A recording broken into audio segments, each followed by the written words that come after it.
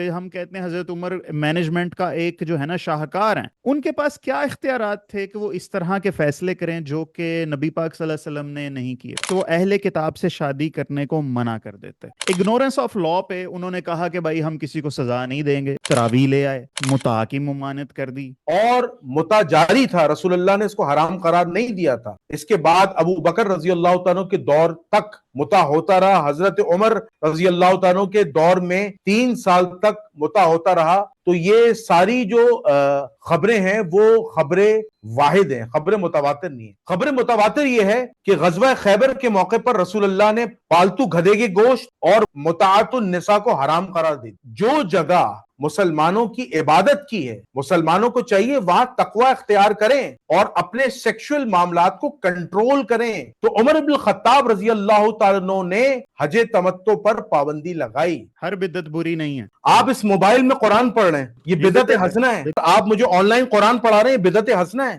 Loud speaker پر اذان ہوتی ہے، بدعت حسنہ ہے، جائز ہے. جمعے کی دو نمازیں بدعت حسنہ ہے. حضرت عثمان نے شروع کرائی تھی، بدعت حسنہ ہے. صحیح بات. ٹھیک ہے، آپ مجھے بتائیں کیا اس سے اسلامی عقائد پر کوئی ایفیکٹ پڑتا ہے؟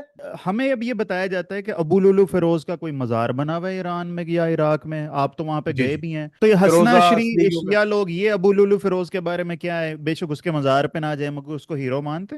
کچھ چیزیں میں اور اکثر دیکھتا ہوں، پڑھتا ہوں، سوچتا ہوں کہ جو فیصلے لیے حضرت عمر نے اپنے ٹائم پہ، ان میں سے کچھ ایسے ہیں جو کہ یا تو آج تک کلچرلی ہمارے ہاں قانون ہو گئے ہیں، اور کچھ ہیں جن کو بالکل ہم نے اگنور بھی کر دیا ہوا ہے.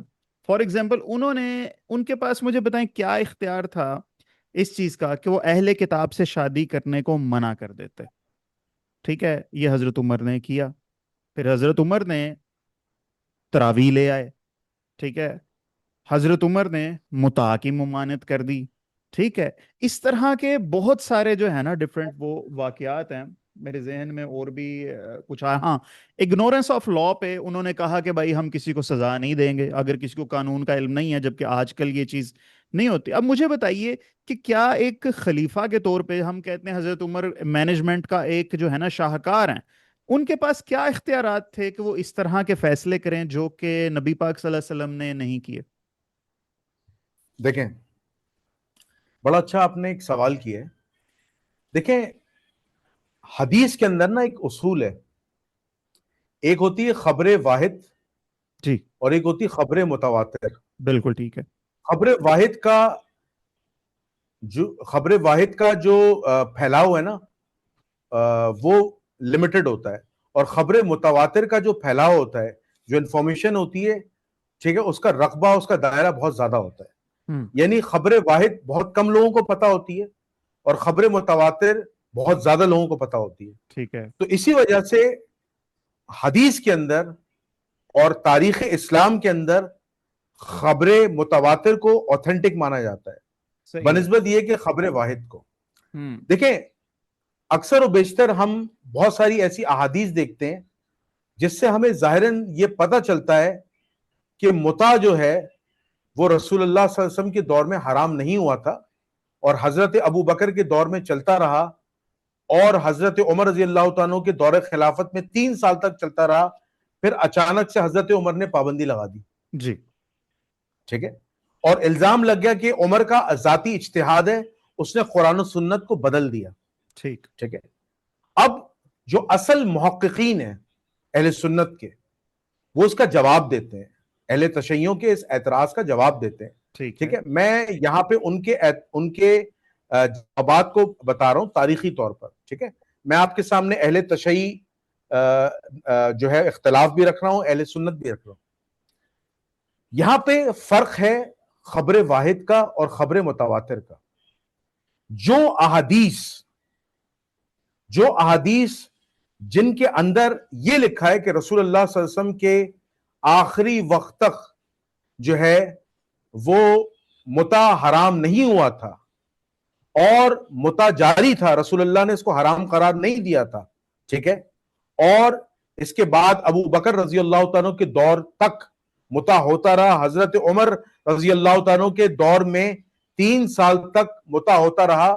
تو یہ ساری جو خبریں ہیں وہ خبریں واحد ہیں, خبریں متواتر نہیں ہیں.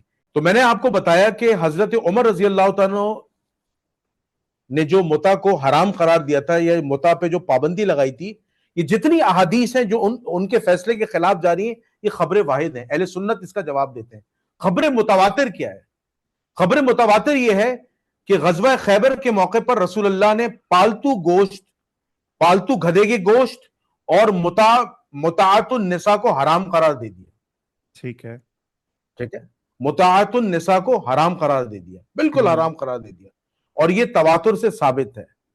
اس کے بعد ایک حدیث ہمیں اور ملتی ہے کہ رسول اللہ صلی اللہ علیہ وسلم نے عرفہ کے دن متاع کو مکمل طور پر تا حیات قیامت تک کے لیے حرام قرار دے دیا. ٹھیک ٹھیک ہے. تو اب حضور صلی اللہ علیہ وآلہ وسلم کا جو حکم ہے وہ حکم آخر ہے, وہ قول رسول اللہ ہے.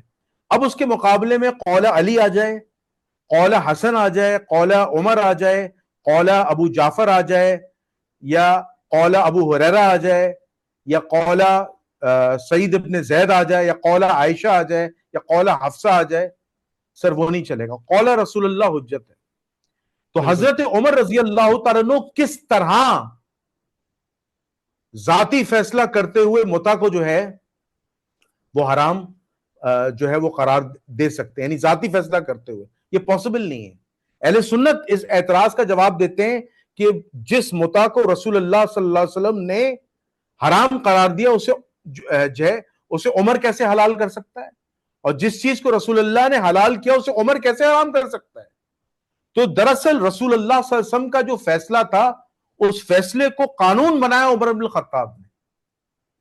اور میں نے اس کی دلیل آپ کو کیا دی کہ جو احادیث جو عمر کے فیصلے کے خلاف ہے وہ خبر واحد ہے, اور جو فیصلہ کرتے ہوئے عمر بن الخطاب نے متع کو حرام قرار دیا اور پابندی لگائی وہ ساری خبریں متواتر ہیں. خبر متواتر کا مطلب یہ کہ کئی صحابہ اس حدیث کے راوی ہیں, اور خبر واحد کیا ہے کہ چند صحابہ اس حدیث کے راوی ہیں. بے شک وہ خبر واحد 10 حدیث کی کتابوں میں آ جائے, 50 حدیث کی کتابوں میں آ جائے, وہ خبر واحد دی کہلائے گی. یہ چیز اپنے ذہن میں رکھیے گا.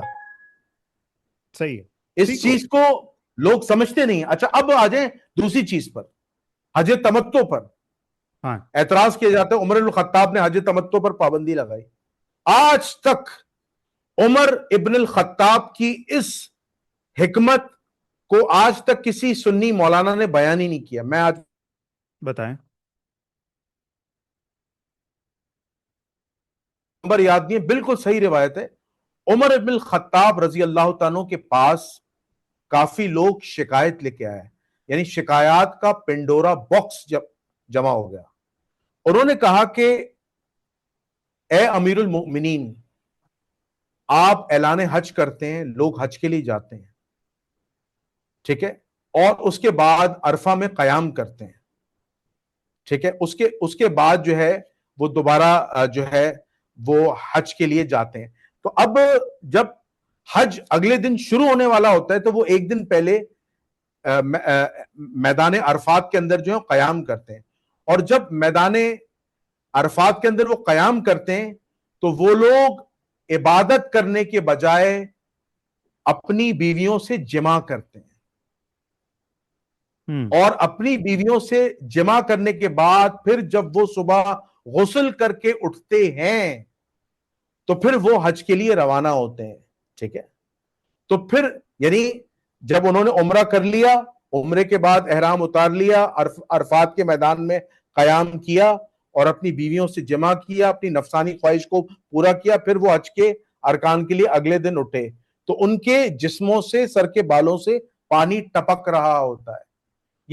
یہ شکایت کثرت کی تعداد میں عمر بن الخطاب کے پاس پہنچی کہ جو جگہ مسلمانوں کی عبادت کی ہے, مسلمانوں کو چاہیے وہاں تقوی اختیار کریں اور اپنے سیکشل معاملات کو کنٹرول کریں. تو عمر بن الخطاب رضی اللہ تعالیٰ عنہ نے حج تمتع پر پابندی لگائی کہ جو شخص, جو مرد اور عورت جو ہے یا بالغ لڑکا لڑکی حج کرنے آ رہا ہے اپنے محرم کے ساتھ تو وہ صرف حج کرے گا. اور حج کو الگ کر لیا, اور جب اسے عمرہ کرنا ہوگا تو وہ حج کرنے کے بعد دوبارہ جو ہے وہ میقات سے نیت باندھ کے جو ہے وہ واپس عمرے کے لیے آئے گا.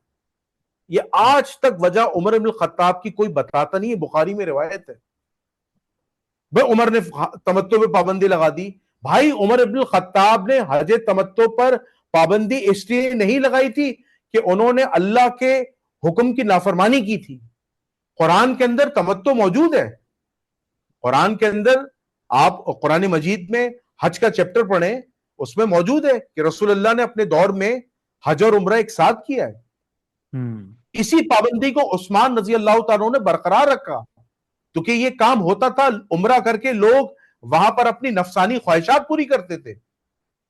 وہ جگہ عرفات کی عبادت کی ہے, وہاں عبادت ہونی چاہیے. یعنی کہ آپ نے عمرہ کرنے کے بعد جو ہے جب آپ حج کرنے جا رہے ہیں تو آپ نے جو ہے وہ میدان کے اندر جو ہے اپنا جو ہے خیموں میں وقت گزارا اور وہاں آپ اپنی نفسانی خواہش پوری کر رہے ہیں. تو یہ شکایت موصول ہوئی تھی تو عمر رضی اللہ تعالیٰ عنہ نے جو ہے وہ پابندی لگائی تھی. اب ایک جھوٹا واقعہ ایک مولانا نے سنا دیا تھا کہ نہیں وہ وہاں پہ کوڑ کی بیماری ہو گئی تھی تو عمر رضی اللہ تعالیٰ نے پابندی لگا دی. اب اس طرح کی کوئی جھوٹی مثالیں دے دی. یہ سر وجہ تھی. یہ وجہ آج تک کسی کو نہیں بتائی. یہ میں نے خود ریسرچ کی ہے, کسی مولانا نے مجھے نہیں بتائی. یہ بات کسی مولانا نے کے پاس اس کا جواب نہیں ہے. یہ بخاری شریف میں نے خود پڑھا ہے. صحیح ہے. اب آ جائیں, ایک تو میں نے آپ کو بتایا حج تمتع کا, اور دوسرا میں نے آپ کو کیا بتایا, اس سے پہلے متاع کا بتایا. متاع کا بھی بتا دیں جتنی میں, ہاں اب تراویح کا بھی بتاتا ہوں. عمر رضی اللہ تعالیٰ عنہ, دیکھیں مشکات المصابیح میں روایت ہے تراویح پر پابندی نہیں لگائی تھی. جو لوگ یہ کہتے ہیں نا کہ رسول نے تراویح پر پابندی لگا دی تھی, تراویح کو ہمیشہ کے لیے بند کر دیا تھا, تراویح کا کہ مزید پڑھنے سے منع کر دیا تھا 3 دن کے بعد, یہ سب باتیں جھوٹی ہیں. سب باتیں جھوٹی ہیں. رسول اللہ صلی اللہ علیہ وسلم نے اتنا کہا تھا جب تیسرے دن آپ تراویح کے لیے نہیں آئے تھے, ٹھیک ہے, اور آپ کے خیموں پر جو ہے آپ کا جو حجرہ ہے اس پہ ٹھک ٹھک کی جا رہی تھی, یا آپ کو جگانے کے لیے چھوٹی چھوٹی کنکر جو ہے وہ پھینکا جا رہے تھے تاکہ حضور صلی اللہ علیہ وسلم اپنے حجرے سے باہر آئیں, اپنے دروازے سے باہر آئیں اور وجہ بتائیں کہ آپ تراویح کیوں نہیں پڑھا رہے. تو رسول اللہ صلی اللہ علیہ وسلم فجر کی نماز کے بعد فجر کے وقت آتے ہیں اور آپ جاہو جلال میں ہوتے ہیں اور آپ کہتے ہیں کہ میں نے تراویح جو ہے, ٹھیک ہے, وہ اس لیے تمہیں نہیں پڑھائی باجماعت کہ مجھے ڈر تھا کہ کہیں تم پر فرض نہ ہو جائے. یہ ہے اصل وجہ. آپ کیوں ٹویسٹ کرتے ہیں کہ رسول اللہ صلی اللہ علیہ وسلم نے منع کیا تھا؟ رسول نے اس وجہ سے نہیں پڑھی کہ مسلمانوں پہ فرض نہ ہو جائے. آپ سوچیں اگر یہ مسلمانوں پر فرض ہو جاتی تو آج کے مسلمان کے لیے یہ عبادت کتنی مشکل ہو جاتی. صحیح بات, کتنی مشکل ہو جاتی, کیونکہ آدمی گنہگار ہو جاتا. کتنے لوگ تراویح نہیں پڑھتے آج, کروڑوں افراد ہیں جو دنیا کے اندر جو ہے وہ تراویح نہیں پڑھتے. تو اسی وجہ سے نفلی. اب عمر رضی اللہ تعالیٰ نے کیا کیا, حضرت, یہ صحیح حدیث ہے کہ رسول اللہ کے دور میں لوگ ٹولوں کی صورت میں چھوٹی چھوٹی ٹولیاں اور اپنا امام کھڑا کر لیا یا انڈیویجول طور پر تراویح پڑھتے تھے. حضرت ابو بکر کے دور میں بھی یہی سلسلہ جاری رہا. حضرت عمر رضی اللہ تعالیٰ اپنے جو مؤذن ہیں, ٹھیک ہے, اقرا, اس کے ساتھ آئے اور لوگوں کو دیکھا کہ لوگ قیام اللیل کر رہے ہیں. اصل میں اس کا جو لفظ ہے وہ قیام اللیل ہے. تو حضرت عمر نے کہا کہ میں ان کو کیوں نہ ایک امام کے پیچھے کھڑا کر دوں. تو حضرت عمر رضی اللہ تعالیٰ کے اس مشورے پر لبیک کا اقرا نے اور کہا کہ ٹھیک ہے. تو حضرت عمر رضی اللہ تعالیٰ نے ایک امام کے پیچھے ان کو کھڑا کر دیا اور ایک صحابی کو مقرر کر دیا کہ آپ سب کو تراویح پڑھائیں. تو وہ تراویح جو مدینہ شریف میں حضرت عمر رضی اللہ تعالیٰ کے دور میں شروع ہوئی تھی وہ امت کے عملی تواتر سے آج تک جاری ہے, 1400 سال سے. تو اس میں یہ کہہ دینا کہ یہ بدعت ہے, بدعت ہے, بدعت ہے, بدعت ہے, اس میں بدعت کہاں ہے؟ رسول اللہ کی ایک سنت تھی جو رسول اللہ نے مصلحتاً ترک کر دی تھی, عمر نے اس کو شروع کرایا. اچھا آپ کہیں گے نہیں یہ ثابت نہیں ہے, ٹھیک ہے, آپ کو پتہ ہے 2 قسم کی بدعات ہیں, ایک ہے بدعت فی الضلالہ اور ایک ہے بدعت حسنہ. بدعت حسنہ اسلام میں جائز ہے, ہر بدعت بری نہیں ہے، یہ لوگوں کے لیے ایک ہاں شاکنگ سٹیٹمنٹ، ہر بدعت بری نہیں ہاں ہوتی. ہر بدعت تو نہیں ہے. ٹھیک ہے، میں آپ کو ایک مثال دیتا ہوں. آپ اس موبائل میں قرآن پڑھ رہے ہیں، بالکل یہ یہ بدعت بدعت ہے، حسنہ ہے. بدعت حسنہ، بالکل بدعت ٹھیک آپ نے حسنہ ہے، یہ جائز ہے. ٹھیک صحیح ہے. کہ. میں اور آپ جو ہیں، مثال کے طور پر آپ مجھے آن لائن قرآن پڑھا رہے ہیں، بدعت حسنہ ہے. یہ ثابت ہی نہیں ہے قرآن و سنت سے. بالکل یہ ٹھیک ہے، جائز ہے. بالکل ٹھیک. لاؤڈ سپیکر پر اذان ہوتی ہے، بدعت حسنہ ہے، جائز ہے. جمعے کی تو دو اگر عمر نمازیں، رضی اللہ جمعے کی دو نمازیں بدعت حسنہ ہے. جی ایک ہوتی تھی، دو دو بدعت کر حسنہ لی. ہے. جی دو اذانوں کا بھی ہے. ہاں حضرت عثمان نے شروع کرائی تھی، بدعت ہاں حسنہ ہے. صحیح بات. ٹھیک ہے. آپ مجھے بتائیں کیا اس سے اسلامی عقائد پر کوئی افیکٹ پڑتا ہے؟ نہیں، کچھ نہیں، توحید، نماز، روزہ، حج، زکات پہ کوئی افیکٹ پڑتا ہے؟ کچھ نہیں فرق پڑتا. نہیں پڑتا، جائز ہے. کچھ فرق نہیں پڑتا. ٹھیک ہے. آپ مجھے بتائیں قرآن کاغذ میں کیلنڈر پیپر پہ شائع ہو رہا ہے، بدعت حسنہ ہے. صحیح بات ہے. آپ دیکھیں ہر سال نا، ہر سال یہ ربیع الاول میں یہ لائن سٹیٹمنٹ بڑی بولی جاتی ہے، بھائی کسی صحابی نے میلاد منایا، نبی پاک کسی نے منایا. یہ باتیں کہ بھائی بات یہ ہے، اگر چار بندے اکٹھے ہو کے نبی پاک صلی اللہ علیہ وسلم کا نام لیتے ہیں، نعت شریف پڑھتے ہیں، جی تلاوت کرتے ہیں، اللہ رسول کا نام لیتے ہیں، تو اس میں کہاں سے بدعت آ گئی؟ لوگ سمجھتے ہیں کہ دیکھیں. ہر جدت ہی بری ہے، جی بس جی یہ بات ہے. دیکھیں، بدعت فی الضلالہ جو ہے وہ ہاں گمراہی ہے، اور ہر گمراہی کفر ہے، اور وہ جہنم کی طرف لے جاتی ہے. دیکھیں بدعت کی اصل تعریف کیا ہے؟ کہ وہ چیز جو آپ اسلام میں ایسی داخل کر دیں کہ اس سے ایمانیات کو اور اسلام کے عقائد کو خطرہ ہو، تو وہ بدعت فی الضلالہ ہے. اس کا اور وہ جس نے جاری کی ہے اس کا ٹھکانہ جہنم ہے. یہ تو ساری بدعت حسنہ ہے. اب آپ مجھے بتائیں کہ آپ مسجد میں لائٹ کا استعمال کرتے ہیں، بدعت حسنہ. خانہ کعبہ کے اندر لائٹ لگی ہوئی ہے، بدعت حسنہ. بالکل صحیح. تو ٹھیک ہے، آپ ہٹا دو. حضور کے دور میں تو بلب جو ہے وہ ایجاد ہی نہیں ہوا تھا. بلب تو ایک کافر نے ایجاد کیا، ایڈیسن نے. ٹھیک ہے. کیسے آپ نے اس بدعت کو کر دیا؟ اب دیکھیں نا، دنیا ریفائن ہوئی ہے، دنیا ریفائن ہوتی جا رہی ہے. ٹھیک ہے. اب میں نے آپ سے کہا نا، رسول اللہ کے بعد اجتہاد ہے. ان چیزوں پر علماء نے وقت کے ساتھ ساتھ جب انہوں نے سائنسی اور دیگر علوم کو حاصل کیا تو اجتہاد کیا، اور اجتہاد سے انہوں نے اپنے بزرگوں کے جو گھسے پیٹے فتوے ہیں ان سے وہ باہر آئے، اور براڈ مائنڈڈ ہوئے. صحیح ہے. جنید بھائی ایک اور بہت بڑا مسئلہ ہے، آپ آج تک اس کو سولو نہیں ہم کر پائے کہ طلاق دینے کا صحیح طریقہ کیا ہے. ہمارے ہاں اہل حدیث بھائی ہیں جو کہتے ہیں کہ اگر آپ نے ایک جگہ بیٹھ کے ایک سانس میں 100 دفعہ بھی طلاق دے دیا ہے تو وہ ایک ہی طلاق کنسیڈر ہوگی. جبکہ دیوبند حضرات کہتے ہیں کہ بھائی اگر آپ نے چاہے توئیں کی بجائے تے سے طلاق دی ہے، مذاق میں بھی طلاق دی ہے، 3 دفعہ بول دیا تو طلاق اسی وقت وقوع ہو جاتی ہے. ٹھیک ہے. اب حضرت عمر نے یہ کہا کہ بھائی ایک وقت میں اگر آپ بیٹھ کر 3 طلاقیں دو گے تو 3 طلاقیں ہو جائیں گے، جب نبی پاک صلی اللہ علیہ وسلم کی ایز فار ایز آئی نو تعلیمات یہ نہیں ہیں. وہ اہل حدیث کے اس جو اسکول آف تھاٹ سے نبی پاک صلی اللہ علیہ وسلم کی زیادہ مطابقت رکھتی ہے. تو بتائیں اب یہاں پہ حضرت عمر نے کچھ آلٹر نہیں کر دیا، بدعت نہیں نکال دی دین میں؟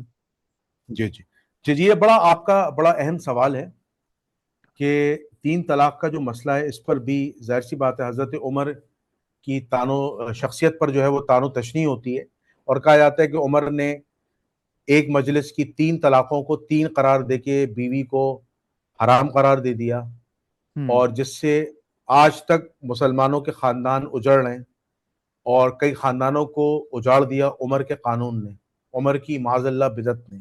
یہ بات کہنا درست نہیں ہے. اچھا.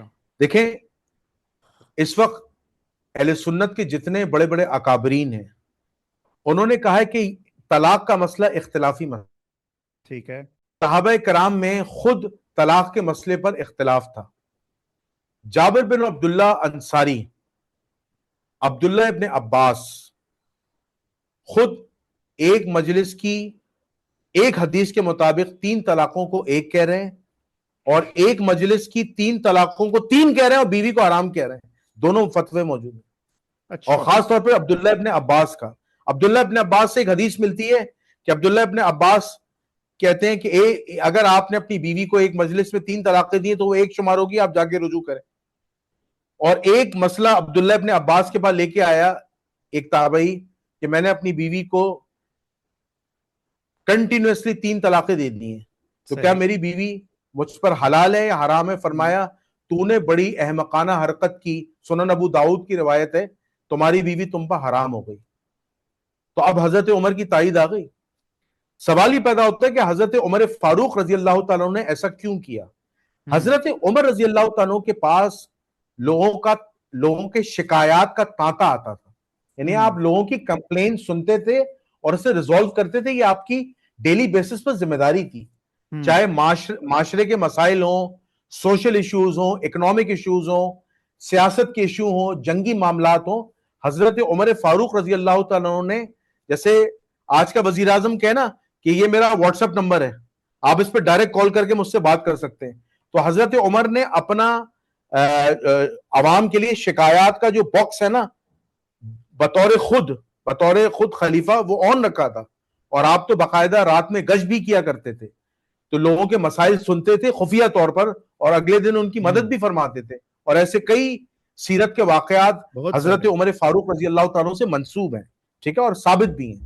اچھا، اب حضرت عمر فاروق رضی اللہ تعالیٰ عنہ کے پاس شکایت آئی کہ لوگ زمانے جاہلیت والا راستہ اختیار ابھی بھی کر رہے ہیں کہ اپنی بیویوں کو 100 طلاقیں دے دیتے ہیں اور ان کی بیویاں ان کے ساتھ رہ رہی ہیں. یہ اسلام میں جائز نہیں ہے، یہ اسلام کا مذاق اڑانا ہے. آپ مجھے بتائیں، میں آپ سے ایک سوال کرتا ہوں کہ خدا نہ خواستہ آج کے دور میں اگر کسی شخص نے اپنی بیوی کو 100 طلاقیں دی ہیں یا 10 طلاقیں دی ہیں، جذبات میں آ کے 40 طلاقیں دے گیا، ٹھیک ہے، اور اس کی بیوی اس کے ساتھ رہ رہی ہے، اور آپ نے خود ہی آپس میں رجوع بھی کر لیا اگلے دن، یہ عقلی طور پر چیز سمجھ میں آتی ہے؟ نہیں، یہ مذاق یہ اللہ کی شریعت کا مذاق اڑانا ہے.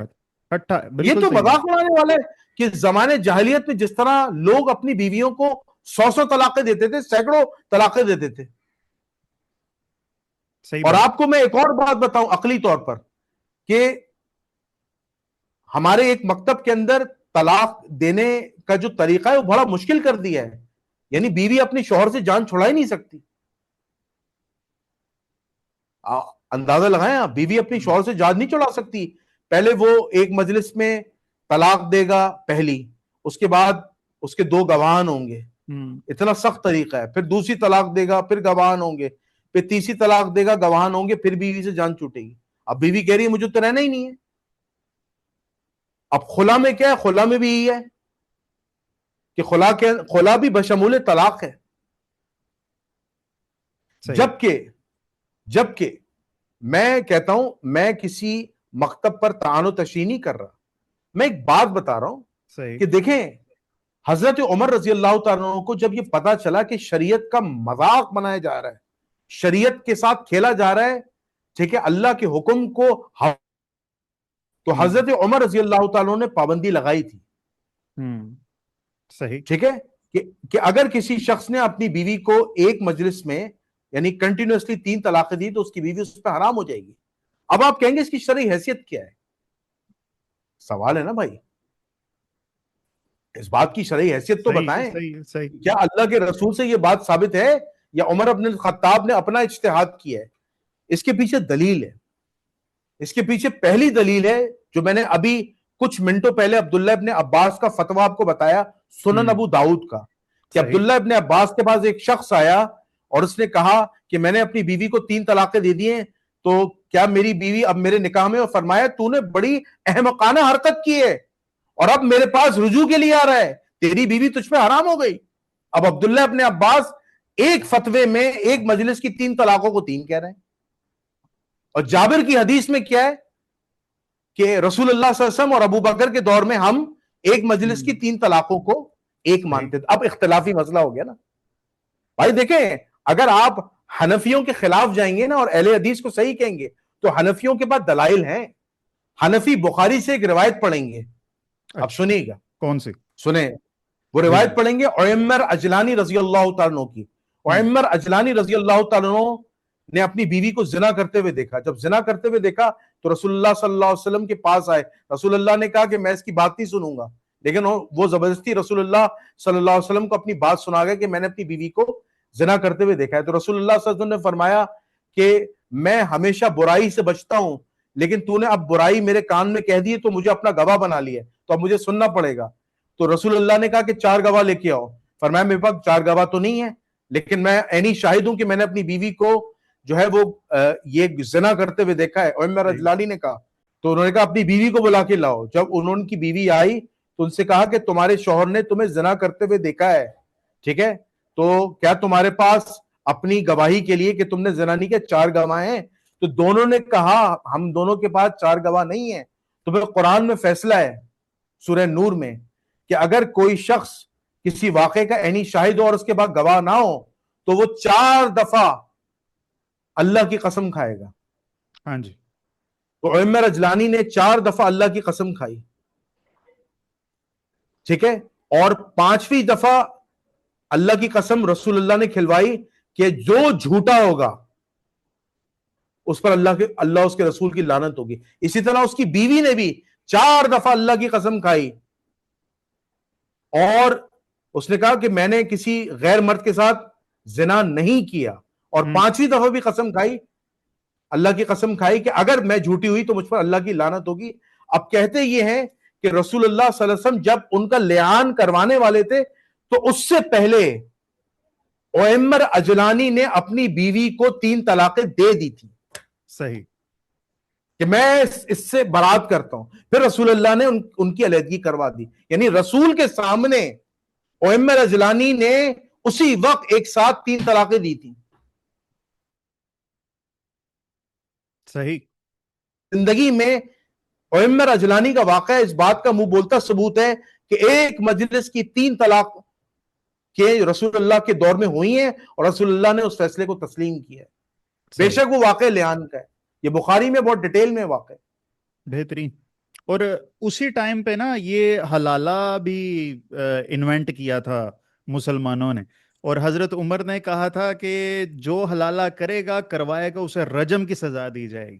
یہ بھی ایک جی جی حضرت عمر کے نام پہ جو ہے نا ایک یہ چیز جی کریڈٹ کی جاتی ہے. بہرحال بہت سارے حضرت عمر کے جو ہے نا فیصلے ہیں جن پہ ہم بڑی ڈسکشن کر سکتے ہیں.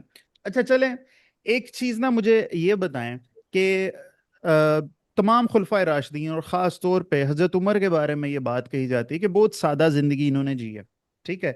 تو جب ان کو جب شہید بھی کیا گیا تب بھی ان کے پاس کوئی باڈی گارڈ نہیں تھا. جب ان سے کوئی دوسرا ملنے آیا تو وہ اینٹ پہ سر رکھ کے سو رہے تھے.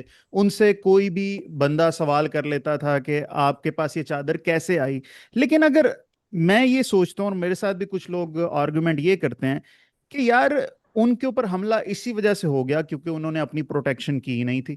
ٹھیک ہے، آج کل کے حکمران جتنے بھی ہیں جو بھی کسی بھی پارٹی کے ہیں وہ کرتے ہیں تو وہ غلط نہیں کرتے. اب ہم ان لوگوں پہ تنقید کرتے ہیں حضرت عمر کی اگزامپل لے کر کہ یار انہوں نے کبھی اپنی پروٹیکشن نہیں کی، تم لوگ کیوں کر رہے ہو. لیکن بات یہ ہے کہ اللہ تعالیٰ بھی کہتا ہے ہیلا کرو تو پھر وسیلہ بنتا ہے. آپ تالا لگانے کے بعد اللہ تعالیٰ پہ توکل کریں. آپ اس بارے میں کیا کہیں گے حضرت عمر کی اس اسٹریٹجی کے بارے میں؟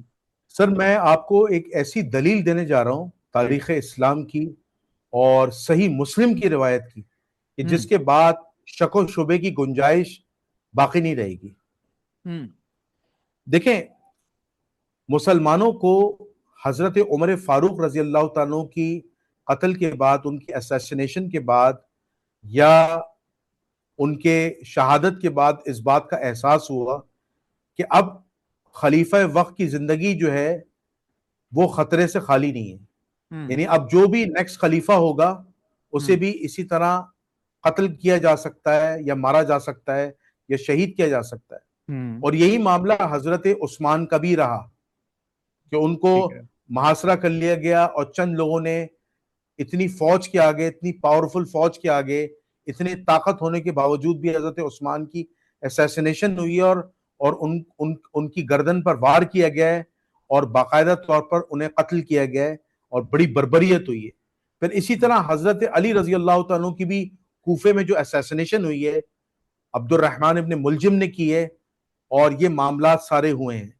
تو کیا ان خلفاؤں کو، چاہے وہ حضرت عمر ہوں، حضرت عثمان ہوں، حضرت علی ہوں، ٹھیک ہے، کیا ان کو اپنے لیے پیرادار رکھنے کی یا سیکیورٹی رکھنے کی ضرورت نہیں تھی؟ یہ اسلام کی اتنی قیمتی شخصیات تھیں. ہاں صحیح بات. اصل میں بات یہ تھی کہ یہ لوگ جو تھے وہ خلیفہ راشد تھے، اللہ والے تھے کسی سے نہ ڈرنے والے تھے. لیکن بات وہی ہے کہ جب قتل و غارت گری دیکھی مسلمانوں نے، حضرت عمر کا قتل دیکھا، حضرت عثمان کا دیکھا، حضرت علی کا دیکھا، ایون حضرت معاویہ پر بھی جو ہے وہ کیا کہتے ہیں حملہ ہوا ہے، اچھا اور خارجیوں نے حملہ کیا ہے کہ اچھا عمر بن عاص، معاویہ بن ابو سفیان اور علی بن ابی طالب، ہم ان تینوں کو دشمن اسلام سمجھتے ہیں اور ان کو قتل کر دیں گے. تو حضرت معاویہ پر اوچھا وار پڑتا ہے، شام میں بچ جاتے ہیں. فجر کی نماز میں عمر بن عاص اس دن آئے نہیں ہوتے ہیں. کوفہ کی مسجد میں حضرت علی ہوتے ہیں، ان پر وار پڑتا ہے اور ان کے بعد 3 دن بعد شہادت ہو جاتی ہے. حضرت معاویہ جب خلیفہ بنے، اور سے سنیے گا، حضرت معاویہ جب نماز پڑھاتے تھے، ٹھیک ہے، نماز پڑھاتے تھے، خلیفہ وقت آپ نماز پڑھاتے تھے جامع مسجد دمشق میں، جامع مسجد دمشق میں آپ نماز پڑھاتے تھے، ٹھیک ہے. تو وہی اصل مرکز تھا اسلام کا نا، شام، جامع مسجد دمشق. تو آپ کیا کرتے تھے، فرض نماز پڑھانے کے بعد محصورہ میں داخل ہو جاتے تھے. محصورہ یہ مطلب روایت ہے صحیح مسلم میں. اس سے کیا محصورہ، وہ کیا ہوتا ہے؟ محصورہ کہتے ہیں حفاظتی کمرے کو. اچھا ٹھیک ہے، ایک حفاظتی صحیح کمرہ جو چاروں طرف سے بند تھا، اور وہاں پہ جا کے سنت اور نوافل اور وتر پڑھتے تھے. صحیح. تو لوگوں نے، ٹھیک ہے، تو لوگوں نے پوچھا آپ ایسا کیوں کرتے ہیں؟ فرمایا صحیح. اس کی پہلی وجہ یہ کہ جب تم نمازیں پڑھو تو اپنی جگہ کو تبدیل کر کے پڑھو، کیونکہ رسول اللہ ایسا کرتے تھے. جہاں صحیح ہے. اور دوسری وجہ جو محدثین نے، محققین نے لکھی ہے کہ حضرت معاویہ پر بھی پچھلے خلفاؤں کی طرح قاتلانہ حملہ دوران نماز ہو سکتا تھا، جیسے پہلے خلفاؤں کے ساتھ ہوا. کیونکہ نماز ایک ایسا عمل ہے کہ ہر آدمی اللہ کی طرف اس کا دھیان ہے، تو قتل کرنا نمازی کا بڑا آسان ہوتا ہے. یعنی قاتل بھی جو تھا نا، ابو لولو فیروز مجوسی، وہ بھی حالت نماز میں تھا، نماز توڑ کر حضرت عمر پہ حملہ کیا اور بالکل ایکوریٹ پوزیشن پہ جا کے مارا. یہی کام حضرت علی کے ساتھ بھی ہوا. صحیح ہے. تو اسی وجہ سے حضرت معاویہ کو پتا تھا یہ کہ مجھے اپنی پروٹیکشن کرنی ہے، اور یقیناً اس وقت کے اصحاب نے، خاص طور پر عمر بن عاص نے ان کو مشورہ دیا ہوگا. تو یہ پروٹیکشن والا کام حضرت معاویہ کے دور سے شروع ہو گیا تھا اور آگے کے خلفاؤں نے کیا. تو یہ آپ کی اس بات کا جواب ہے. اب آپ حضرت معاویہ کو کچھ کہیں نہیں وہ تو ڈرپوک تھے. بھائی کیا ڈرپوک تھے یار، اپنی جان بچانا ہر ایک کے لیے جائز ہے. بھائی آج اگر ایران کا صدر اپنی سیکیورٹی کر رہا ہے تو اس سے جان کا خطرہ ہے. وہ ملک کی قیمتی ترین پرسنالٹی ہے، پریشیس پرسنالٹی ہے، موسٹ امپورٹنٹ پرسنالٹیز ہیں. صحیح ہے. ٹھیک ہے. اچھا چلے اب آرگینکلی ڈسکشن اس طرف چلے گی. سوال یہ میرا اینڈ پہ تھا مگر میں شروع میں اب اس کو کر لیتا ہوں، مطلب درمیان میں، کہ ہمیں اب یہ بتایا جاتا ہے کہ ابو لولو فیروز کا کوئی مزار بنا ہوا ہے ایران میں یا عراق میں. آپ تو وہاں پہ گئے بھی ہیں، اور میں نے یہ بھی کچھ ہے کہ کچھ لوگ نا فیروزے کا پتھر نہیں پہنتے کہ یہ ابو لولو فیروز کے نام سے منسلک ہے اور یہ ایران سے آتا ہے پتھر. اس بات میں کتنی سچائی ہے؟ واقعی وہاں پہ مزار ہے عبد لولو فیروز کا؟ نہیں، دیکھیں ابو لولو فیروز کا مزار ہے. اچھا. یاد رکھیے گا کہ ہاں، جو جتنے بھی غالی شیعہ ہیں نا، اور جتنے بھی رافضی شیعہ ہیں جو حضرت عمر سے بغض رکھتے ہیں، تو وہ اکثر ابو لولو فیروز کو، مجوسی کو، انہوں نے اپنا ہیرو بنایا ہوا ہے. اچھا ٹھیک ہے، اپنا ہیرو بنایا. وہ ہیرو اس لیے بنایا ہوا ہے حالانکہ وہ تو واصل جہنم ہوا تھا. ٹھیک ہے. اب اس میں بھی اختلاف ہے، اس میں بھی اختلاف ہے کہ میری ریسرچ کے مطابق وہ اصل مزار ابو لولو فیروز کا ہے ہی نہیں، وہ کسی اور کا ہے، وہ کسی اور بزرگ کا ہے. آپ گئے وہاں؟ جی، اس میں بھی ڈاکومنٹری ہے. میں اس مزار پہ تو نہیں گیا، اچھا میں اس مزار پہ نہیں گیا، لیکن مجھے وہاں کے لوگوں نے بتایا کہ وہ ابو لولو فیروز نہیں ہے، کیونکہ اس کا قتل تو مدینے میں ہوا تھا. اچھا جی، جو ابو لولو فیروز تھا، جو حضرت عمر کا قاتل تھا، اسے تو عبید اللہ ابن عمر میں مدینے میں قتل کیا ہے. تو اس کی لاش اتنی دور ایران کیسے پہنچ سکتی ہے؟ تو وہ ابو لولو فیروز کوئی اور ہے. اچھا ہاں، وہ مشہور ہو گیا ہے. صحیح وہ مشہور ہو گیا ہے کیونکہ یہاں پہ ہر جھوٹی بات مشہور ہو جاتی ہے. پاکستانی مزاروں والا حساب ہو گیا وہاں پہ بھی. صحیح بات ہے. ہاں، یہ وہ والا حساب ہے. ٹھیک ہے تو دوسری بات یہ ہے ہاں جی کہ ہاں جی جہاں تک فیروزے کی بات ہے وہ اس بات میں کوئی حقیقت نہیں ہے، یہ اڑا اچھا دی گئی ہے بات، بالکل صحیح ہے. اڑا دی گئی ہے. تو یہ حسنا فیروزہ شری اصلی جو اشیا لوگ یہ ابو لولو فیروز کے بارے میں کیا ہے، بے شک اس کے مزار پہ نہ جائے مگر اس کو ہیرو مانتے؟ دیکھیں غالی شیعہ مانتے ہیں، اچھا ہر شیعہ نہیں مانتا.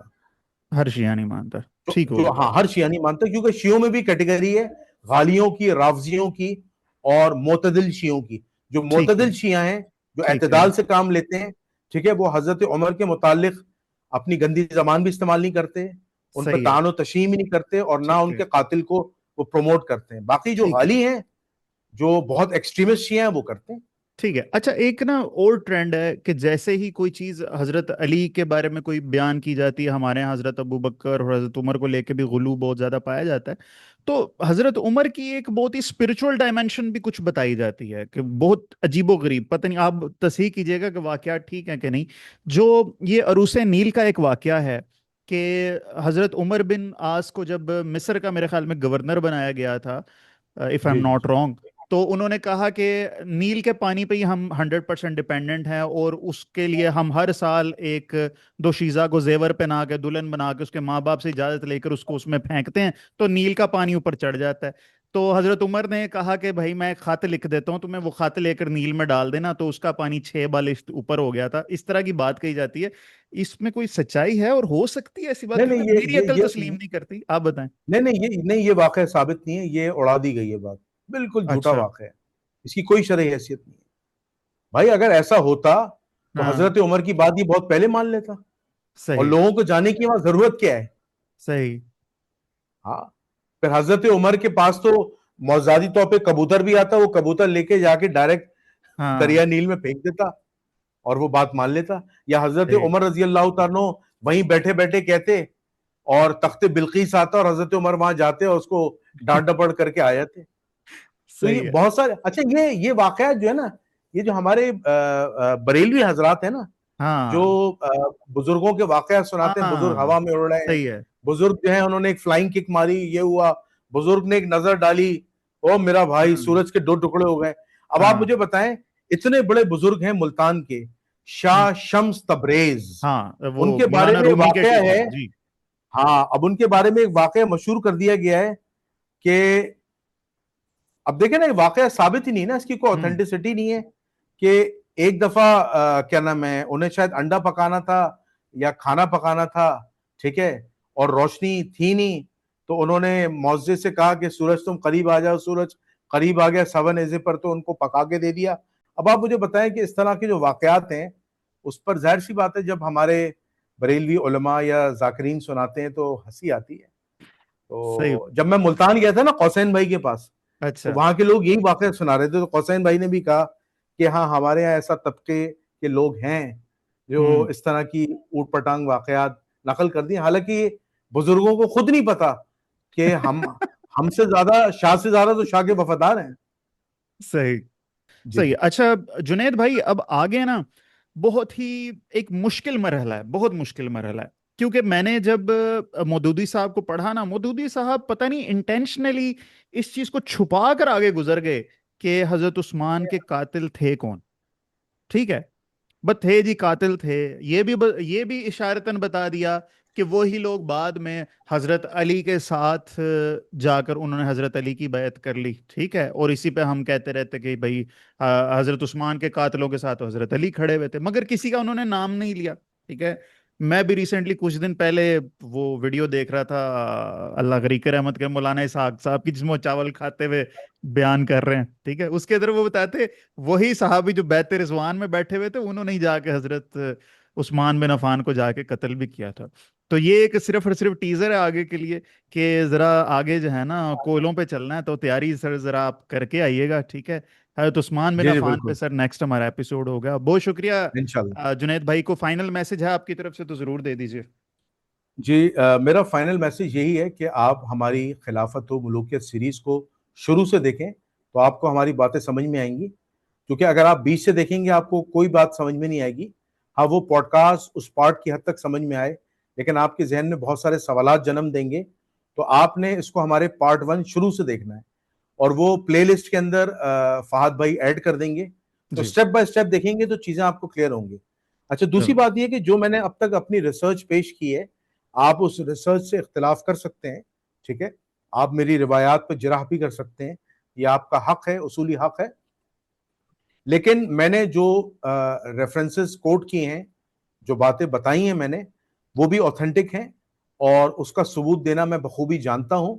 अगर आपके सवालात आएंगे तो मैं नेक्स्ट एपिसोड के अंदर या एक अलग से हम सवालों जवाबात का सेशन रखेंगे, तो उनमें मैं आपको एक एक अपनी बात की, कही हुई बात के सबूत पेश करूंगा, ठीक है। तो ये मेरा एक फाइनल मैसेज है। तो इंशाल्लाह हम अपनी नेक्स्ट एपिसोड में अब दोबारा मिलेंगे हजरत उस्मान इब्ने अफ़्फ़ान की दौरा खिलाफत के हवाले से। बहुत बहुत शुक्रिया, बहुत शुक्रिया, thank you so much, Allah Hafiz.